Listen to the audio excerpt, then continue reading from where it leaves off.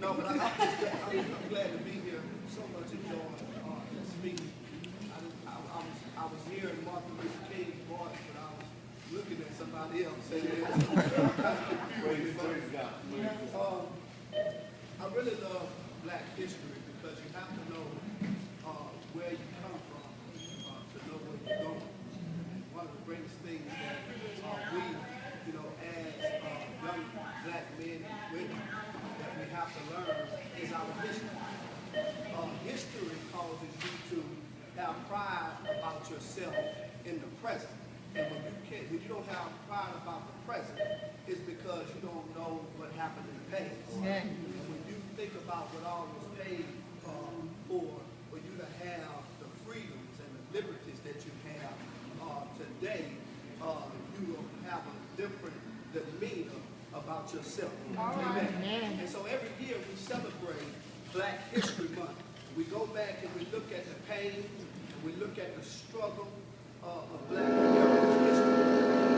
We also look at the accomplishments that have been achieved by those who fought to abolish slavery, such as Abraham Lincoln, those who fought to bring an end to segregation, such as Martin Luther King, and the hundreds of those that marched with him, Black and white. While we look back at history, it is not so that we can remember for the purpose of negativity, but it's so that we can remember so that we can continue to advance the cause.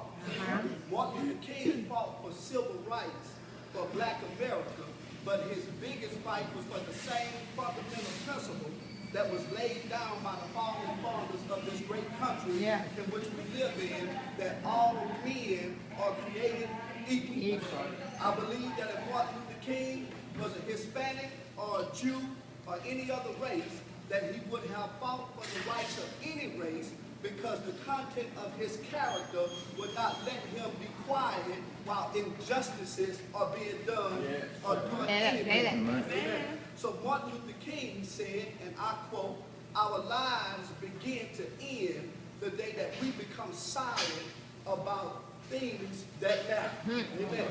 Our duty is to honor those who have fought to the death so that we can have the freedoms we enjoy today. Yes. But I say that we should not just honor them, but we ought to make sure that we're continuing to advance and to protect the things that they fought so hard for. We have to be sure that we are endeavoring to make sure in the areas of control and influence that we all have, that everyone is treated equally across the board. No matter race or gender, we have to make sure that we are not causing divisions or factions. So we have to make sure that each and every one of us are looking at the content of a person's character, not the color of their skin. We have to make sure that we are not entertaining others that cause division and that cause racial divisions between us. That we are not entertaining their jokes or their sarcastic comments, knowing that in all these things, that I am in my own little space in this world, doing my part to make sure that nobody else's civil rights are being violated.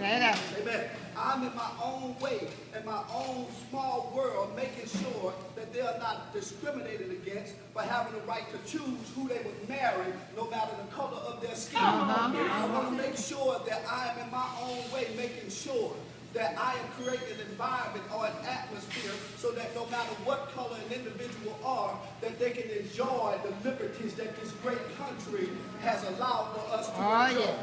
It is our right and it is our duty to make sure that we are continuing to unify our workplace, our home, our families, our friends. Thus, by doing so, we will fulfill the hope and the promise of the four founding fathers of this country and the great civil rights activists of this country, by hoping that we will one day have a true United States of America.